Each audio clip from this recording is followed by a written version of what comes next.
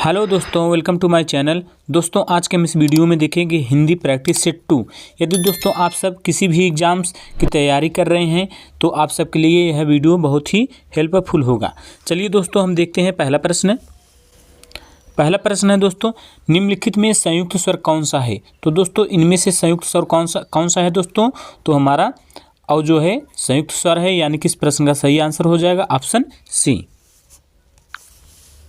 अगला प्रश्न है दोस्तों, 6 शब्द मिलकर बना है। बहुत ही इंपॉर्टेंट प्रश्न है दोस्तों, कई बार परीक्षाओं में पूछा गया है।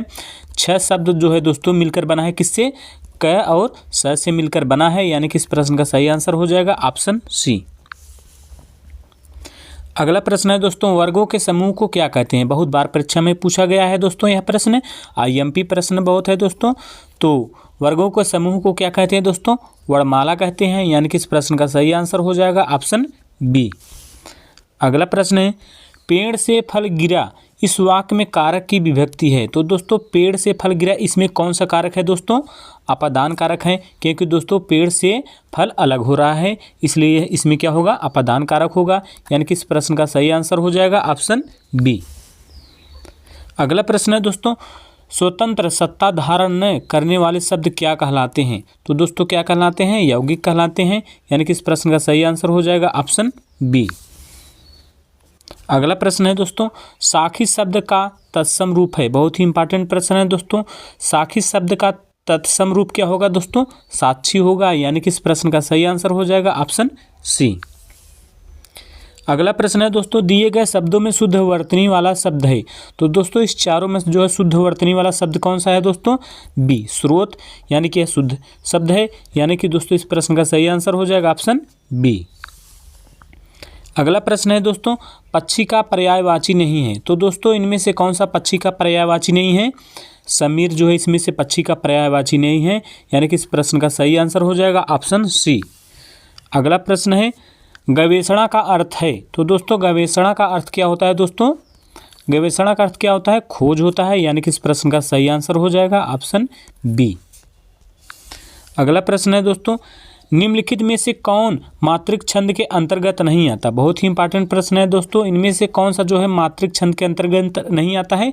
भुजंगी जो है हमारा मात्रिक छंद के अंतर्गत नहीं आता है, यानी कि इस प्रश्न का सही आंसर हो जाएगा ऑप्शन ए।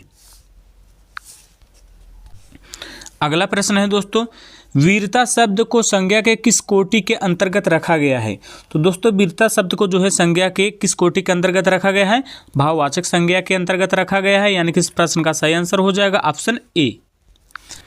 अगला प्रश्न है दोस्तों, किस कारक में सर्वनाम शब्दों का प्रयोग नहीं होता है। तो दोस्तों संबोधन कारक में जो है सर्वनाम शब्दों का प्रयोग नहीं होता है, यानी कि इस प्रश्न का सही आंसर हो जाएगा ऑप्शन ए। अगला प्रश्न है दोस्तों, जिस क्रिया के प्रयोग में कर्म की आवश्यकता नहीं रहती उसे क्या कहते हैं। बहुत ही इंपॉर्टेंट प्रश्न है दोस्तों, उसे क्या कहते हैं? अकर्मक क्रिया कहते हैं, यानी कि इस प्रश्न का सही आंसर हो जाएगा ऑप्शन डी। अगला प्रश्न है, वीर रस का अस्थायी भाव क्या है। तो दोस्तों वीर रस का अस्थायी भाव क्या है दोस्तों? उत्साह होता है, यानी कि इस प्रश्न का सही आंसर हो जाएगा ऑप्शन सी। अगला प्रश्न है, हिंदी किस परिवार की भाषा है। बहुत ही इंपॉर्टेंट प्रश्न है दोस्तों, परीक्षा में बार बार पूछा जाता है। हिंदी किस परिवार की भाषा है? तो द्रविड़ परिवार की भाषा है, यानी कि इस प्रश्न का सही आंसर हो जाएगा ऑप्शन ए। अगला प्रश्न है दोस्तों, बिहारी सतसई किस भाषा में रचित है। तो दोस्तों बिहारी सतसई जो है हमारा ब्रज भाषा में रचित है, यानी कि इस प्रश्न का सही आंसर हो जाएगा ऑप्शन ए। अगला प्रश्न है दोस्तों, जहाँ बिना कारण के ही कार्य घटित हो वहाँ कौन सा अलंकार होता है। तो वहाँ कौन सा अलंकार होगा दोस्तों? विभावना अलंकार होगा, यानी कि इस प्रश्न का सही आंसर हो जाएगा ऑप्शन ए। अगला प्रश्न है दोस्तों, इत्यादि का संधि विच्छेद है। बहुत ही इंपॉर्टेंट प्रश्न है दोस्तों, इत्यादि का संधि विच्छेद क्या है दोस्तों? इत धन आदि होता है, यानी कि इस प्रश्न का सही आंसर हो जाएगा ऑप्शन सी। अगला प्रश्न है, निम्नलिखित में से किस शब्द में संधि और समास दोनों हैं। तो दोस्तों इनमें से किस शब्द में संधि और समास दोनों हैं? तो ग्रीस शब्द में जो है दोस्तों संधि और समास दोनों हैं, यानी कि इस प्रश्न का सही आंसर हो जाएगा ऑप्शन बी। अगला प्रश्न है दोस्तों, मृगनयनी में कौन सा समास है? तो दोस्तों मृगनयनी में कौन सा समास है? कर्मधारय समास है, यानी कि इस प्रश्न का सही आंसर हो जाएगा ऑप्शन बी। अगला प्रश्न है दोस्तों, जहां दोनों पद प्रधान हो वहां कौन सा समास होता है? तो वहां कौन सा समास होता है दोस्तों? द्वंद्व समास होता है, यानी कि इस प्रश्न का सही आंसर हो जाएगा ऑप्शन बी। अगला प्रश्न है दोस्तों, जो अच्छे कुल में पैदा हुआ हो कहलाता है, क्या कहलाता है दोस्तों? कुलीन कहलाता है, यानी कि इस प्रश्न का सही आंसर हो जाएगा ऑप्शन बी। अगला प्रश्न है दोस्तों, जिसका मन काम में न लगता हो उसे कहेंगे, उसे क्या कहेंगे दोस्तों? अनमनस्क कहेंगे। क्या कहेंगे? अनमनस्क कहेंगे, यानी कि इस प्रश्न का सही आंसर हो जाएगा ऑप्शन डी। अगला प्रश्न है दोस्तों, सावधानी शब्द में प्रयुक्त प्रत्यय है। तो दोस्तों सावधानी शब्द में कौन सा प्रत्यय है? ई प्रत्यय है, यानी कि इस प्रश्न का सही आंसर हो जाएगा ऑप्शन ए। अगला प्रश्न है दोस्तों, साकार का विलोम है। तो दोस्तों साकार का विलोम क्या होगा? निराकार होगा, यानी कि इस प्रश्न का सही आंसर हो जाएगा ऑप्शन डी।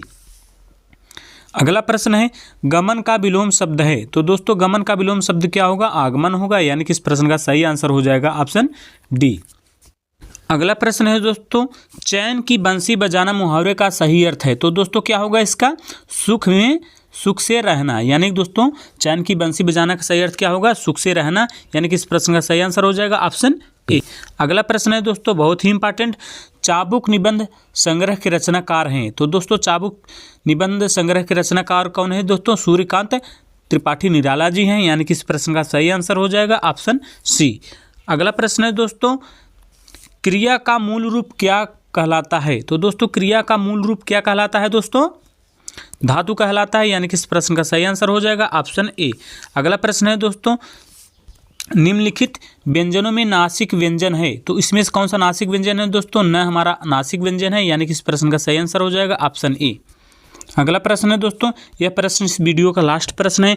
यदि इस वीडियो का सेशन पसंद आया हो तो वीडियो को लाइक जरूर करिएगा, और यदि चैनल पर नए हैं तो चैनल को सब्सक्राइब करिएगा। चलिए दोस्तों प्रश्न देखते हैं।